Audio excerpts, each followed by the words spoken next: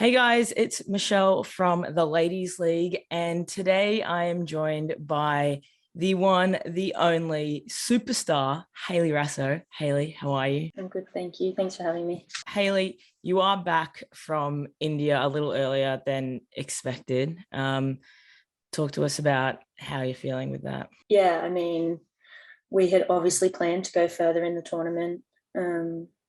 It was a common goal for our team that we were going to be there until final on the 6th. So it was quite disappointing. But I guess on a personal level, it's nice to be back at City. I've been able to get a few games in before the international break coming up. So you are back at Manchester. How has that adjustment been? Yeah, it's been pretty smooth. I feel like usually I'm traveling from Australia, so I'm jet lagged, and a lot of people are asking me, "Oh, are you tired? Are you tired?" But the trip wasn't too bad, and like I said earlier, it's just really good to be back. And you play with national team teammate Alana Kennedy at City.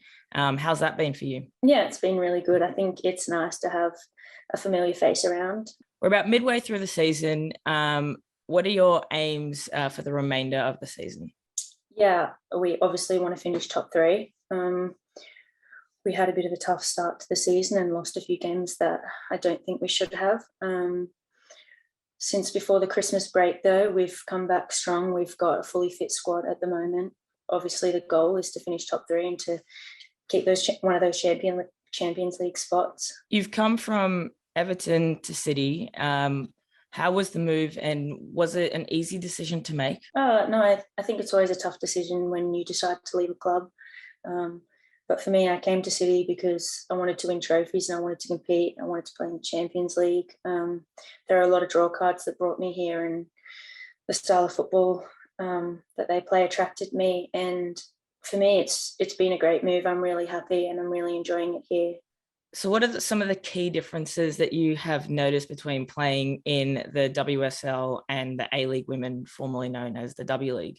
I guess just the professionalism, the standard of football in Europe is really high, and I think that's why you can see that most of the Matildas have come overseas now, because the amount of games we play, the standard, we're competing in the league, FA Cup, Conti Cup, Champions League. You're just exposed to so much more football, and you get to play in, a proper home and away season, and you play all year round. And I think that's really important to develop. So women's football has come so far. Even us fans are fortunate to take part in Manchester City's #SameGoals campaign. What's it like at Man City as a women's footballer? Is it anything like you would have ever imagined growing up? I don't think so. Growing up, though, I didn't really know how big women's football was or how big it could be. So to be here at one of the best women's clubs in the world, I feel very grateful and very lucky. It's definitely a place that I love to play football, and I think that many people growing up would look up to people at Manchester City and want to be there too. So just going back to sort of the World Cup sort of stuff, next year Australia and New Zealand are hosting the Women's World Cup.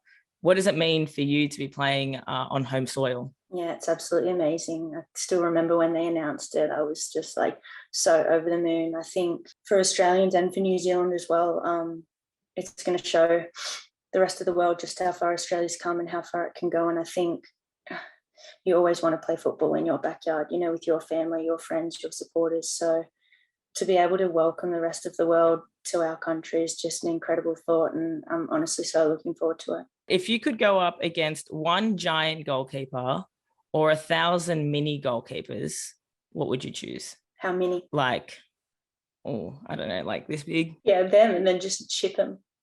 Yeah. But then they'll run at you. Like 1,000 of them? Yeah. Maybe one giant one and then just slot it in the corner, because they probably wouldn't be able to get down. Yeah, too slow. Yeah.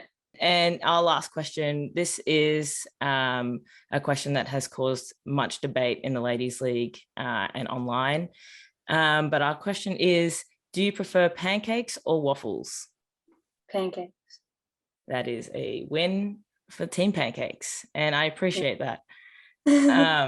Anyways, Hayley, thank you so much for joining us today. Really appreciate it.